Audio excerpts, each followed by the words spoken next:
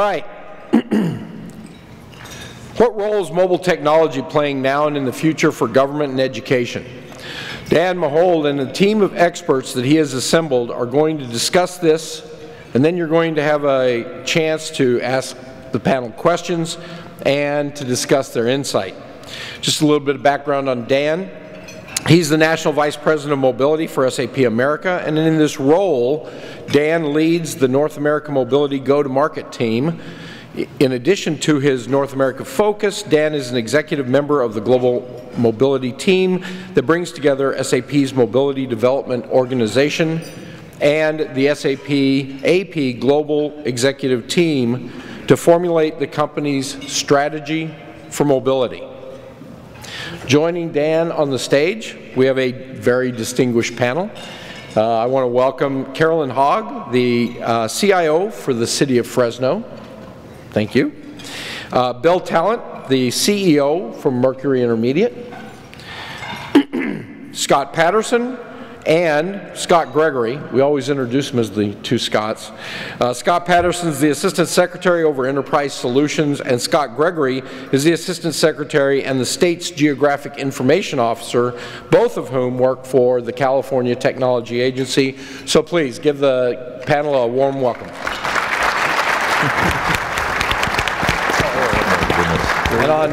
And on that note, I'm going to turn it over to Dan, and cool, you're allowed to take it away, Dan. Appreciate it. Well, Carlos, thanks for having us. It's a privilege to be here. My name's Dan. I have been involved in this mobility market for about 6 years, and one of the things that I always say is we got our start with Apple. And Apple runs their iTunes, they run their App Store on top of our products, and we had the privilege of living through the launch of the iPod, the iPhone, the iPad, and whatever else is up. And they really ignited a sense of excitement inside of our 40-year-old company. And so anyway, they're just doing some amazing work, as are other companies like Microsoft in the mobile space. So I was having dinner with a group of your folks last night, and they challenged us to think about a few things. And one of the things is, how do we extend our value to the consumers, to the citizens? And it's interesting because my mind was racing, and we recently sat down with a group of folks in Toronto, the City of Toronto. And we did a design workshop, and we built the futuristic city in mobile. And if I look across all the constituents that are here, all of you provide content and value in many different ways. And we as citizens consume that value based on our needs at a given time, or as we pass through our lives. So in this particular, and if my friends over on the side could change the screen to my iPad, that'd be great. Guys? So we reskinned this app last night after dinner, and it's the future of the city of Sacramento. And if you can see on the big screen, we have citizens, workers, and then management that manages the awesome capabilities that you bring to your communities. And what's interesting about this application idea is I believe, the consumer sometimes is confused. Where do I go to get what I need? And what this application attempts to show the vision of is, how do we bring that together in a common experience? So I'll start with a citizen, all right? And we all have different needs. So I want to configure and customize this mobile application to bring the various content in that's relevant to me. So if I drive a car and I have questions about parking, if I have children and I want to study the schools and I'm a new resident in the state of California, I ought to be able to create my own experience. So we do that, and this is mine. This is what I picked. And we reskin this, as I said, for you guys. So utilities, we all have utility bills. I can see my solid waste, my water, my electricity. And then right from here, in a very secure environment, I can set up my recurring payment or pay my bill. We can also bring futuristic things that talk about energy optimization and bringing that into one experience. The next are my taxes. So I pay property taxes. If we owe money, we always like to pay on the day they're due. And this application would allow you in a very secure way to pay your taxes, and if there's an increase or a decrease because of the value of your home, that would all be streamed into this app. In addition, there's events that you folks put on for us, which we truly enjoy. And maybe I have kids, and there's programs at the local recreation center or at a park, and right from here I should be able to register and pay for that. So the concept here is taking all of the information that is available on websites, on mobile apps, and start creating a vision for the consumer, the citizen, that brings all these elements together. And what's interesting about that challenge is this data resides in many places. And I grew up as an IT professional, and it's important that in a mobile strategy, I believe you're able to aggregate and coalesce data from many different sources, deliver it securely to the consumer, and give them this kind of experience.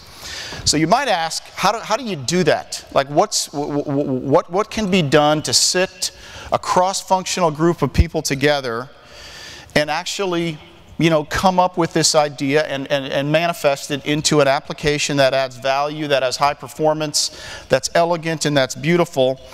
And there's many ways to do this. We've invented a process to do that, and we call it thinking ahead. And essentially, this is an application we make available to our customers to really envision how they build these applications. So I'm going to advance ahead, but the first thing is we have to brainstorm the idea. And what does that look like? So you get a bunch of people in a room, and you create these process flows, and we call them swim lanes.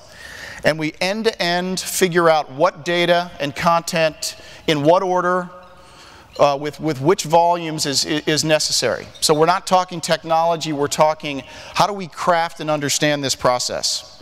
So that's step one. Step two is we have to mold the idea into an application. And if you've built mobile applications, one of the things you do before you start coding is you create wireframes. And these wireframes really help you visualize how many screens you have, which connections are made between the screens. So you're inventing on paper, the flow of this application. So that's step two.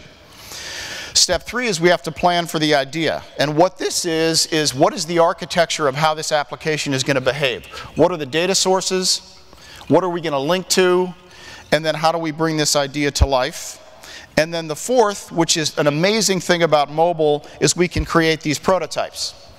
And we sat down with the executive team at Greyhound. They have a busing company, and they wanted to bring a mobile app to their drivers and to their consumers so that they could buy tickets and check schedules. And if you've ever traveled on a Greyhound bus, you have to walk around the bus, you have to check the tire pressure. And so we actually created all of this conceptually before we wrote one line of code. So if you like the city idea, if you have another idea, I think there might be some opportunities for us to collaborate. And we had a meeting with your folks in the lottery this morning, and we've invited them to our Palo Alto facility to work with us and to work with them to figure out how to deliver value to the retail stores, to the salespeople, and then the consumers that buy lottery tickets.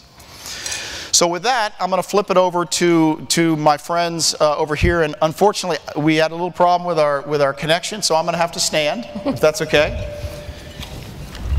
Grab my notes here.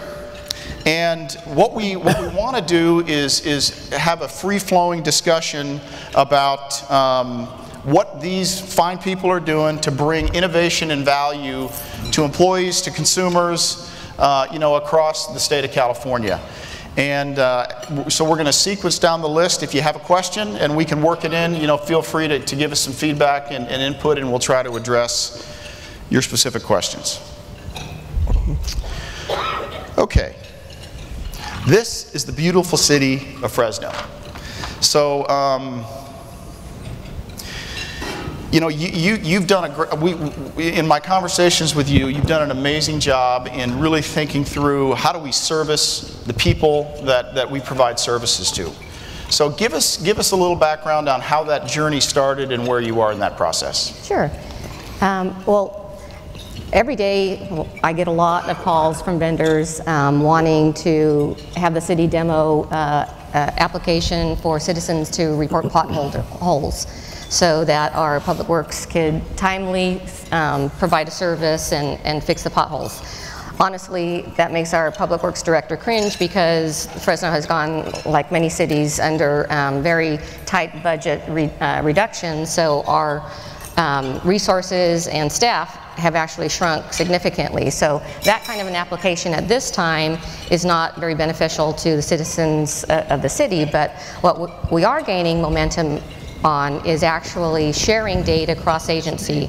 So an example of that is when our community revitalization specialists, who were formerly known as code inspectors or code enforcers, go out into the community to address a code violation, they can notice that residents also may have like an infestation of pests, and have the ability to share that data that they've found in the field with the housing authority, who is subsidizing that tenant or that landlord.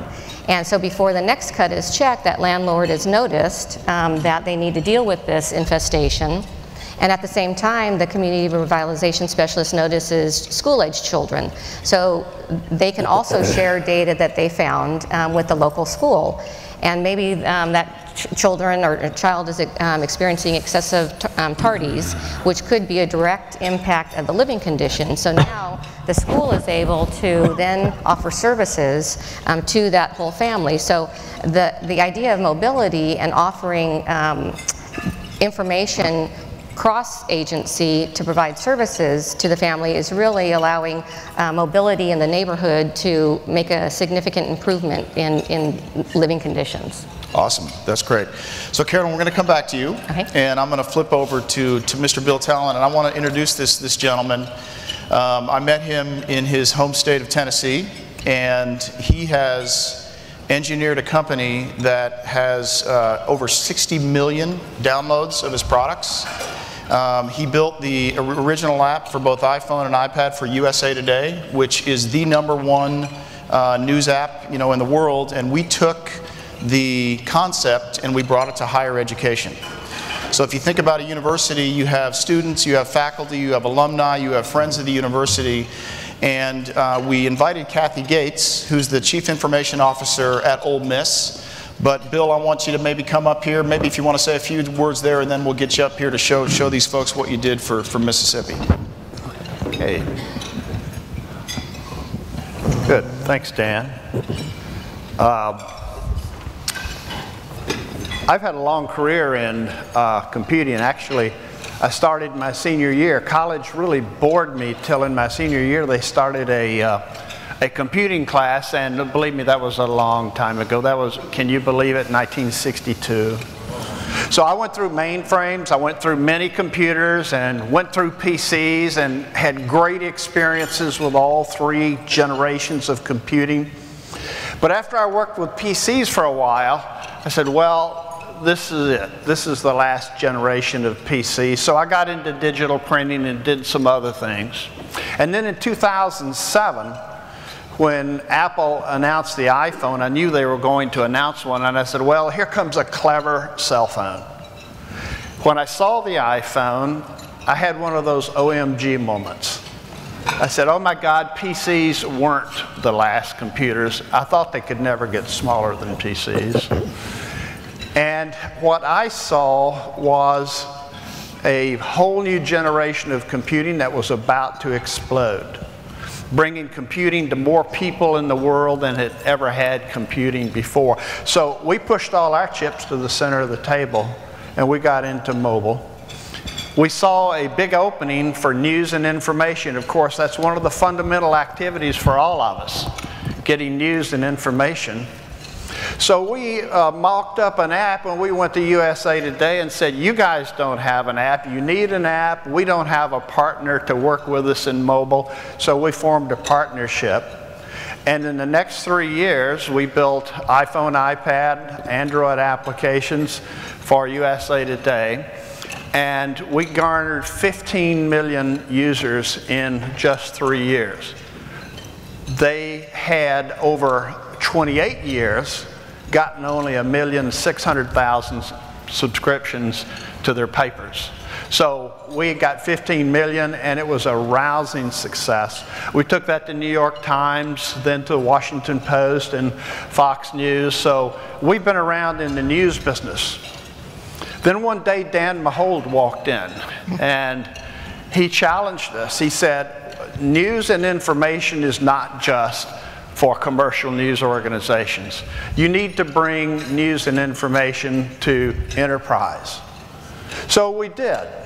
Together with Dan's help and his team, we built an application called SAP Now, which is now on the iPads of all SAP employees, delivering news and information about what's going on inside of SAP.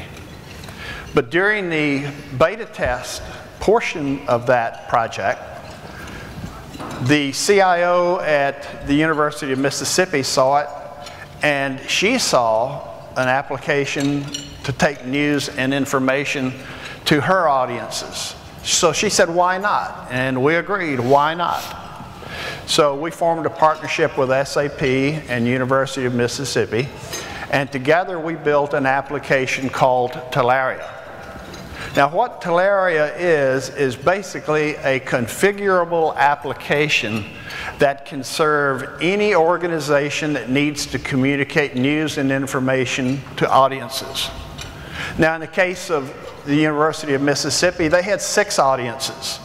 They wanted to talk to students, parents of students, prospective students, because they wanted to recruit out-of-state people because the tuitions are higher, former students, aka alumni, of course faculty and staff, and athletic supporters. So they had quite a group of people to communicate to. The CIO at the University of Mississippi, Dr. Gates, was quite a visionary, and she saw the need to move past the web model.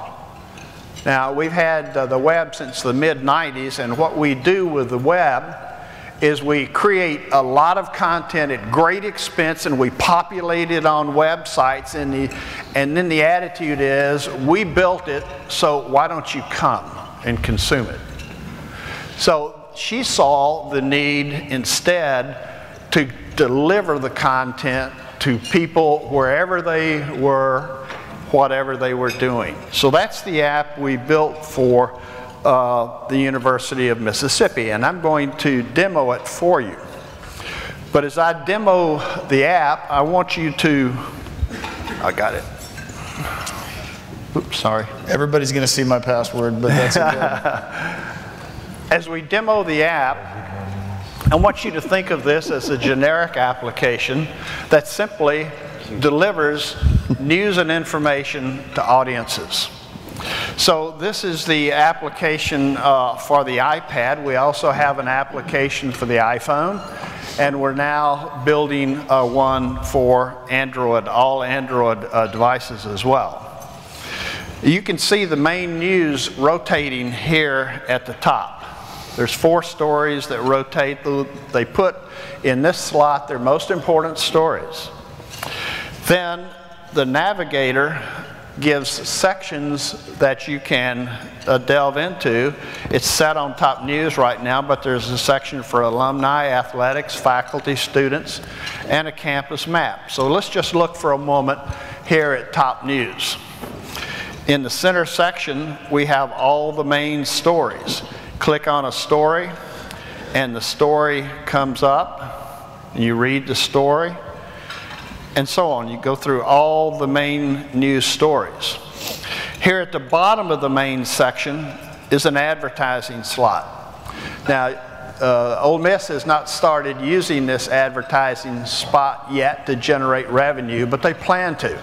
They can sell ads to anyone that wants to get in front of the university community.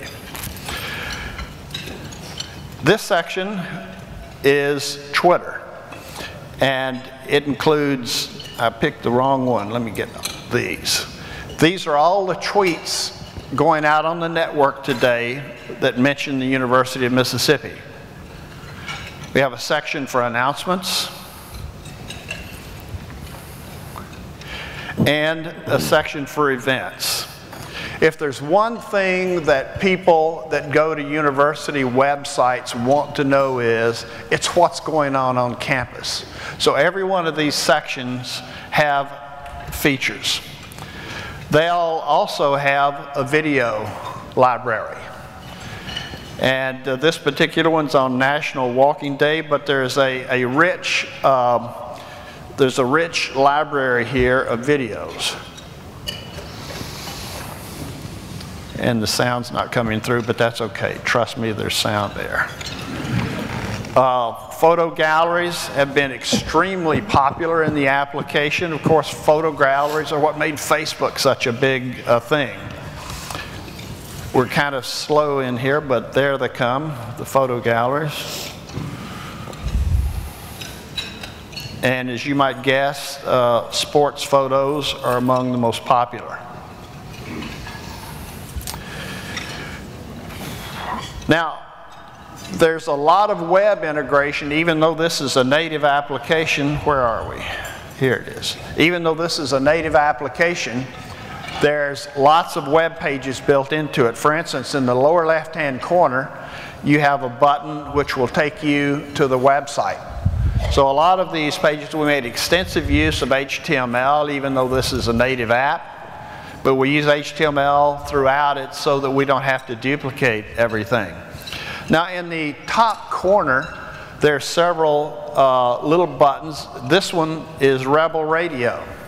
So as you go through the application, students can turn on the radio station and play tunes.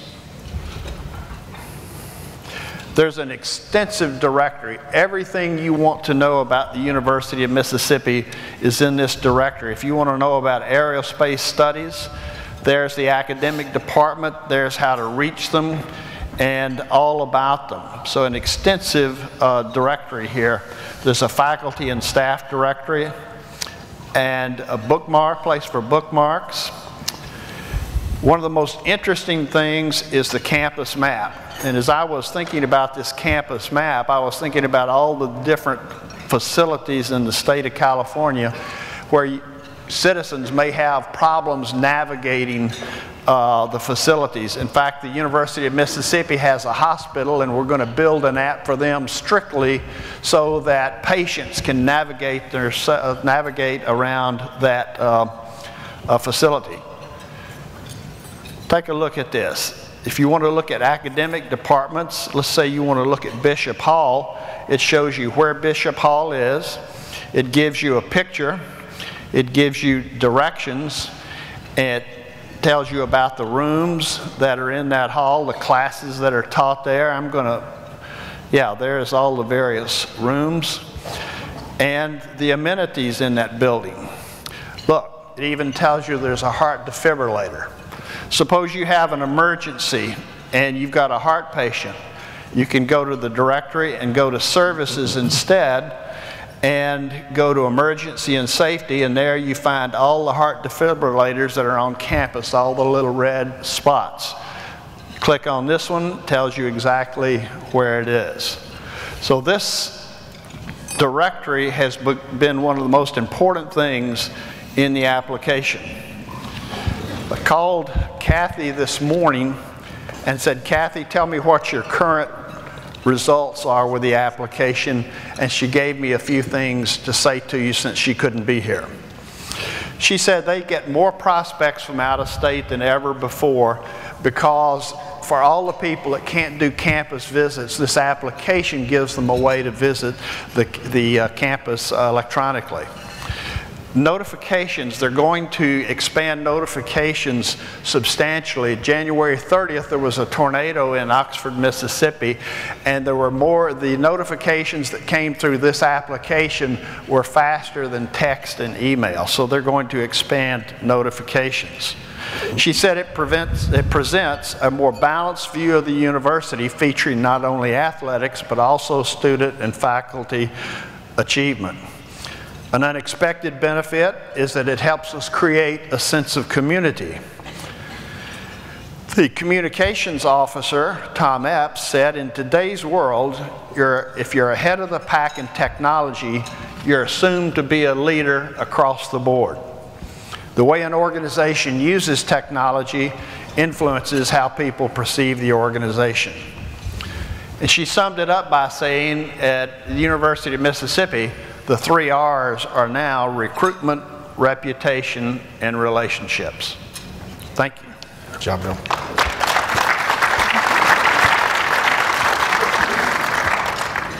Anyway, that's awesome, Bill. And there's a lot of functionality that you put in there that I had forgotten about. That's amazing. So we're going to turn to our to the two Scotts. And Scott, I'm going to put your slide up here, but maybe you could give the group, you know, what are the goals of your California program? Well, thank you. It's pretty simple. Our goal is really to increase services and information to the citizens of California by developing apps with true value and valuable information to just basically to increase our services to state government for the people. My goal really in this is to not only do that, but provide efficient and cost-effective tools, the resources, and sustainable development solutions for our development community. We've got a web-based template we've run our standard around. It allows the developers, there's not a huge sink in resources. It allows the apps to be developed quickly, quick to market. But one of the things I find with this new technology is there's an excitement around it. Of course it's new. We know this is our second event, but there's still excitement around this. It doesn't require huge investment in hardware to get your message out. It's not resource intensive, and like I said, quick and easy, relatively to get your message out to the market. And Secretary Ramos and the keynote speaker today, the terms I heard were enable government to assist citizens, opportunities the devices open to the public, empower public and state employees, and response to the citizens of California. And to me, those are powerful terms and words, and we live by those every day. We have a small development team within the state, fresh young kids. They're excited, they're happy to do this. It's every day we sit and we talk. What else can we get to the people? What would be of value when they go out and work with the departments and agencies? That's the first question asked. What do you think is important to your constituents? So I'm excited. Just the turnout from this year from last year to this year. I mean, you can see it's huge, and it's a very exciting time. So we've gotten to know each other over the last week, and one of the things that I think is amazing that you're doing is you're enabling other people through some of your development tools, you know, to build amazing things. So do you want to spend a few minutes, you know, talking about who's utilizing those services and what your plans are to expand those? So we can switch. I have the next slide, I think. Yeah, right there. I'm sorry. So in that, we've developed our developer resources. We have a whole web page that's designed to that. We'll see it in just a minute.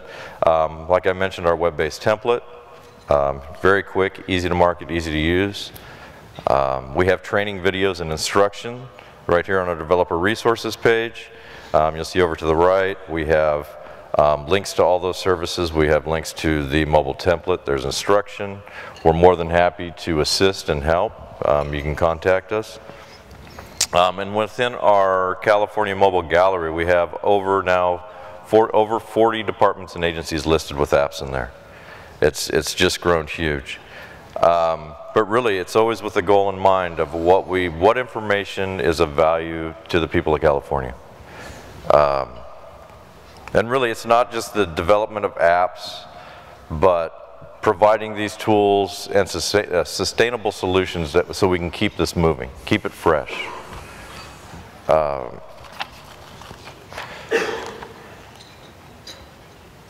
What I'd like to do very soon is to develop a group of, an app developer work group also. We have a web users group and kind of model it against that, where we can keep information, tips, training, tools, lessons learned, ideas for app development, and enhancement of our tools from the developer community as a whole. I think that would be a great positive for it. And really just create a center of excellence around it.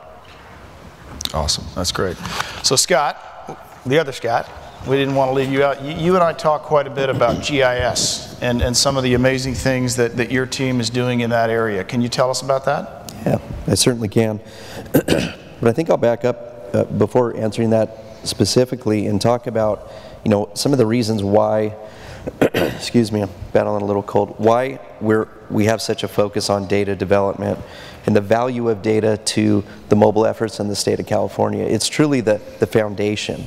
You know, government deals primarily with location-based data. Government is tasked with the questions of how far am I from, how close am I to, how quickly can I get resources to our constituents, to our citizens, to answer questions that are meaningful to their lives and their individual. But truly, data is really only relevant when it touches the lives of individuals. And to that extent, what we're working on, at least within the GIS side of the house, is the ability to take decades worth of government-derived information that's been locked up in spreadsheets and in databases, and freeing that information up for the developer community to really take advantage of it. Being able to take information that's been siloed in organizations and cross-referencing that with other organizations, to look at trends, to look at patterns in data, and to provide really true, robust, and relevant services to our citizens. And the ways in which that we've done that has been demonstrated earlier this morning, where Secretary Ramos demonstrated, spoke to us about our release of the state's geoportal. It's a comprehensive data catalog, a true articulation of our geographic data resources across the state. And where I get really excited about this is that this is not only for government to collaborate with, but really the focused audience is how do we benefit and service our citizens.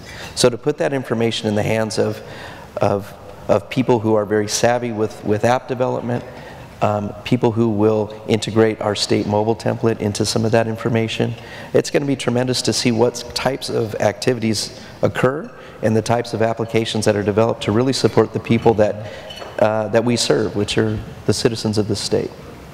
And how do you prioritize what you do and in what order? How does that work? In what regard? In terms, you have all these projects, you know, we talked about GIS a little bit, you know, there's so much that can be done. Sure. Maybe give us some help in how we figure out what to do. So, from my perspective, overseeing the state's GIS program, the prioritization really falls at the meat of the program, and it's information, it's data. GIS is a tool that allows us to engage geographic information, to analyze it and understand it, but at its very root is that it's information. It just happens to have a geographic component to it. Right. So one of the main pushes of the last 2 years, and what we've seen today, earlier this morning, was an expression of that with the state geoportal, is to really get a true articulation of what our state's data assets are. You can imagine over decades, information has been developed. Sometimes redundantly, surprise, surprise, right? But being able to have a true representation of that gives us our foundation to be able to build and collaborate with folks from Scott Paterson's organization and mine and others throughout the state to build off of that data foundation, to build really relevant applications. That's where it all starts. It's the data. That's where it becomes meaningful to people. Yeah, that's awesome. So Carol, I'm going to come back to you. Okay. And we had some very interesting conversations about some of your farming challenges and how devices are being used. So would you care to share, you know, some of your thoughts and some of the amazing innovation that's happening? Sure. In that area? The City of Fresno is working on a huge regional project together with San Joaquin Valley Regional Broadband Consortium, USDA, and our Strong City, Strong Community Federal Partnership Program. That's a White House initiative. And the conversation about mobility is great, and it works out really well within our urban core, but once you go into the rural area, it's very spotty. And in order to bring the same level and quality of life in the rural areas found in the city, we need to really address that digital divide. I think I have some slides on that. City of Fresno is right in the center of the state, and Fresno County has been the #1 ag producing nation for the last 45 years. And without broadband in that rural area, our #1 industry is going to be left behind. So conversations with USDA and our broadband consortium in the Valley really launched this broadband project specifically to help our agricultural community as well as our distance learning and telehealth in the rural area. From conversations with the USDA, they made it clear that the world could go hungry if we don't do something about this digital divide and the use of mobility in our agriculture land. This is our San Joaquin Valley, and it's so rich and fertile. It's the only valley that you can actually see in space.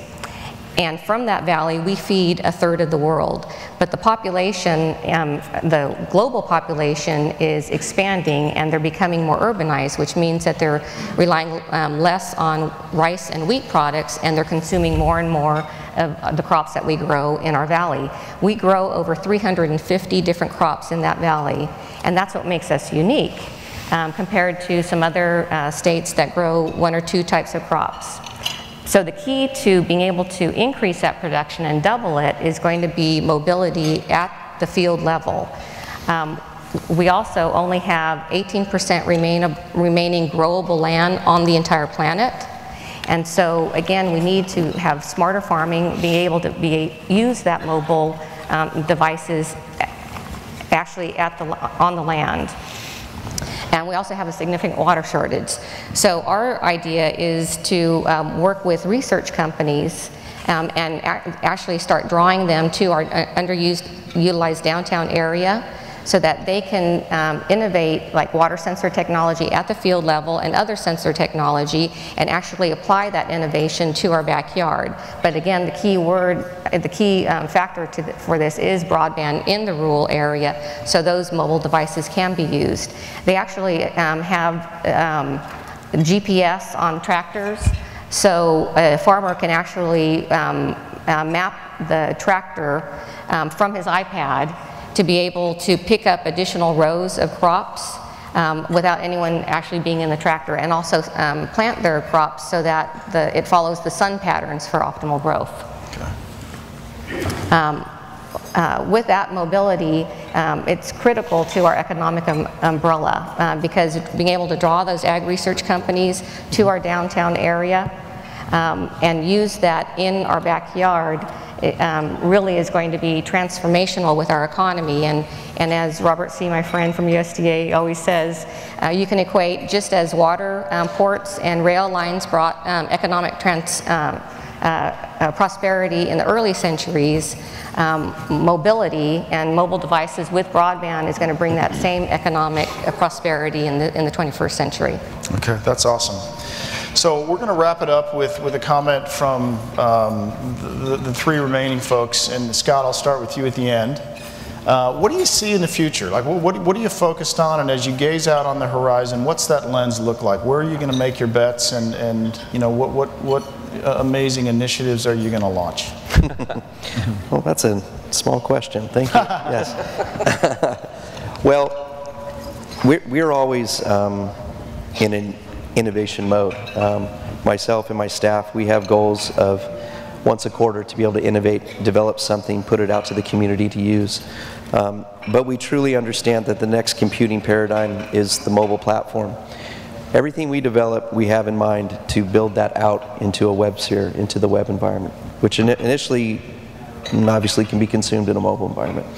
But location-based services, location-based information is becoming more, I would say, vitally important. We just saw with the Ol Miss example, there's a map on there. A new student coming in, wanting to know, hey, where's my classes? Geography plays a role in everything we do every day. And being able to express that information in an easy-to-use, intuitive way to our constituents is what we aim to do. So you'll start to see more and more this blending between location-based services, location-based information into the mobile environment. As I mentioned before, majority of government data is geographic in nature. And if we were to serve our constituents, to serve our citizens of our state, what better way than to serve them with data that's relevant to them, and in a manner in which they can use it. It's easy, they get access, they get service, but based on the locations where they are. And that's what you'll see a lot more in the future, I think. That's awesome. Coming out of our group. No, I appreciate that. So Scott, when we focus through that lens, you know, out on the horizon, what do you see in mobile? Yeah, that's a great question. The way that the industry is advancing, I mean, it's going more and more away from almost device now to more scientific. I mean, you go to some of these seminars that are out there, and I wish I had a crystal ball. One of the challenges that I have personally is that I want to make sure that Enterprise Solutions in the state is not on the bleeding edge, but is able to keep up and keep our development and resources fresh. That'll tell them I'll be right there.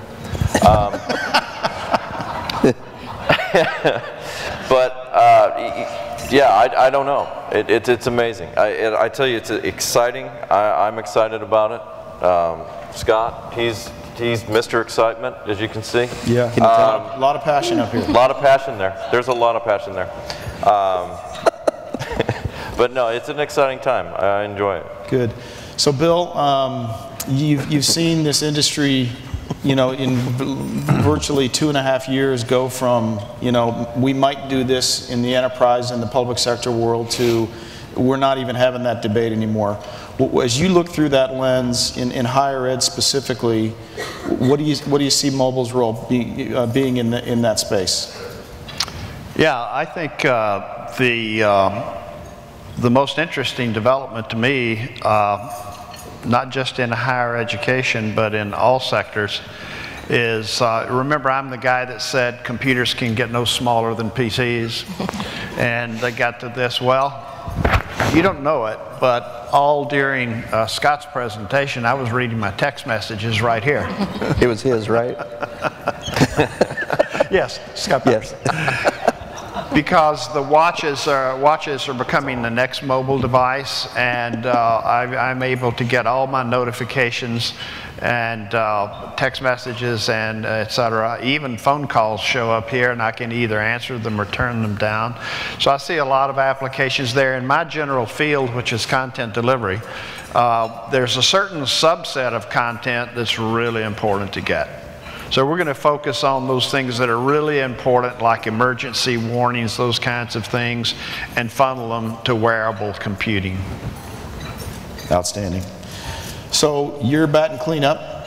Okay. So we'd like you to kind of walk us. I'm not sure if we're going to have time for questions. We started a little late, but you know, you're in a great community doing some amazing things for the world, and I had no idea that your community produced that much food. I think you said 1/3 on our table today. I mean, that's unbelievable. So you got a really important job. Yeah.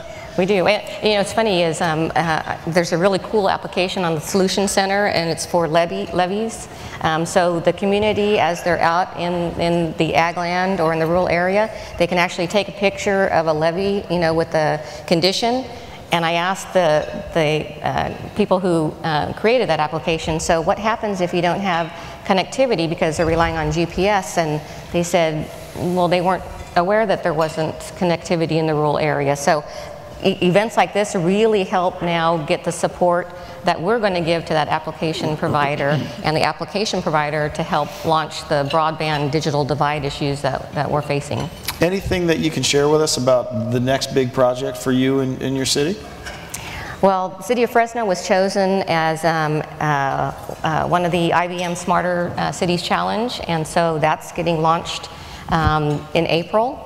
April 22nd, IBM is going to be here, and so apparently the City of Fresno was the city of choice because we have an IBMer from Singapore, Vietnam,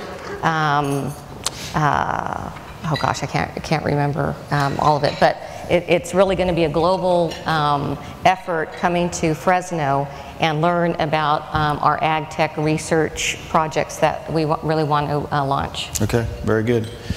So folks, that's all we have. I want to thank my friends. That it's been great working with you for the last couple of weeks getting ready. You know, it's a great privilege for us to be here and to be part of this event. I was educated in the state of California, so I turned out okay. And I appreciate all the great things you do for your citizens, and we're so truly grateful to be here. Thank you.